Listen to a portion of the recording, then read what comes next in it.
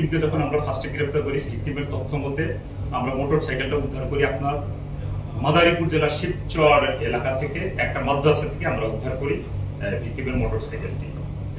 তারপরে ভিকটিমের যে রক্ত মাখানো কাপড় চোপড়, তারপরে ভিকটিমের মানিব্যাগ, এগুলো আসামির বাসা থেকে উদ্ধার করা হয়।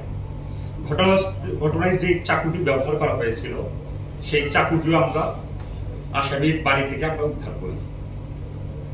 ভিকটিমকে গ্রেপ্তারের পরে জিজ্ঞাসাবাদে যেটা জানা যায়, সেই কিভাবে সে খুনটা করেছে সেটার লোমহর্ষক ঘটনা আমাদের কাছে বর্ণনা করে।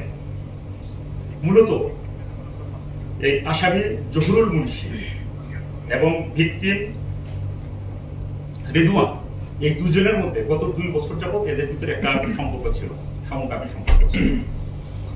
এক পর্যায়ে জহুরুল মুন্সি যে আসামি, সে এই সম্পর্কটা আর কন্টিনিউ করতে চাচ্ছিল না। কিন্তু ঘটনার দিন 13 তারিখ যখন ভিকটিম তার বাসায় আসে, তখন সে কিছুতেই রাজি হচ্ছিল না। কিন্তু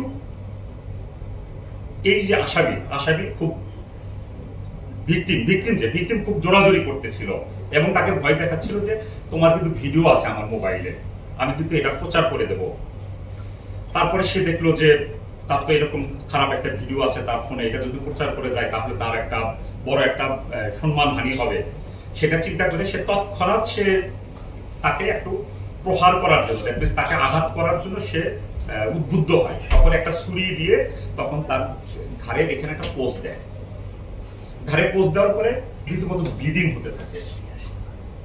তারপর অল্প সময়ের মধ্যে, যেহেতু এটা একটা সেনসিটিভ জায়গা, অল্প সময়ের মধ্যে তার ভাষ্য মতে যে অল্প প্রায় 5 থেকে 6 মিনিটের মধ্যে এত ব্লিডিং হয় যে সে নিস্তেজ হয়ে যায়। তারপরে সে নিস্তেজ দেহটি টেনে হিসড়ে তার বাড়ির পাশে যেই ডোবা ছিল সেই ডোবার মধ্যে ফেলে দেয়।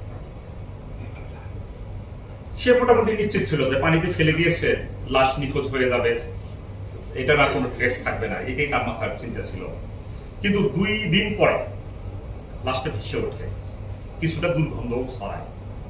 তখন সে যেই ছুরিটা ছিল ওই ছুরি দিয়েই লাশের পেট কেটে জিআই তার দিয়ে তার পেটের সাথে 2টা মাটির বস্তা, বালুর বস্তা বেঁধে ডুবিয়ে দেয়। কিন্তু সেটা তো তার লাভ হয়নি। গতকাল সেই লাশটা আবার ডিটেক্ট হয়।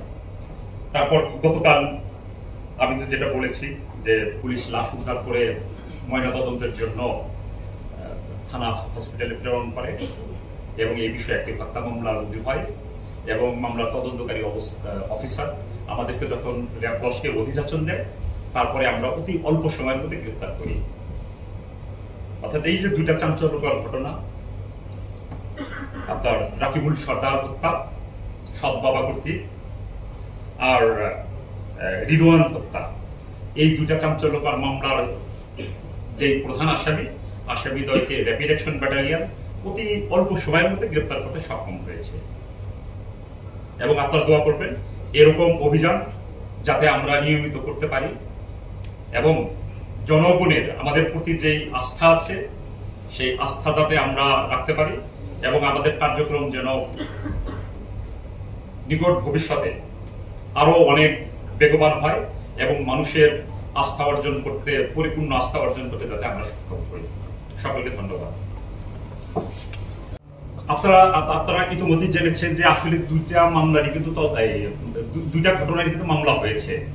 মামলা হওয়ার পরে কিন্তু একটা তদন্ত হয়, একটা মোটামুটি একটা দীর্ঘ সময় ব্যাপী তদন্ত হয়। আমরা আজকে যেটা পেয়েছি সেই জিনিসটাই আপনাদের সামনে উপস্থাপন করলাম। মামলার তদন্তে যদি আরো কেউ যদি জড়িত থাকে তাহলে সেটা তদন্তে বেরিয়ে আসবে, সেটা এই মুহূর্তে আসলে বলা যাচ্ছে না। বাট ঘটনা দুষ্টে যেটা প্রতীয়মান হচ্ছে যে হয়তো সে একাই ছিল, মানে এটা প্রতীয়মান হচ্ছে আমাদের কাছে।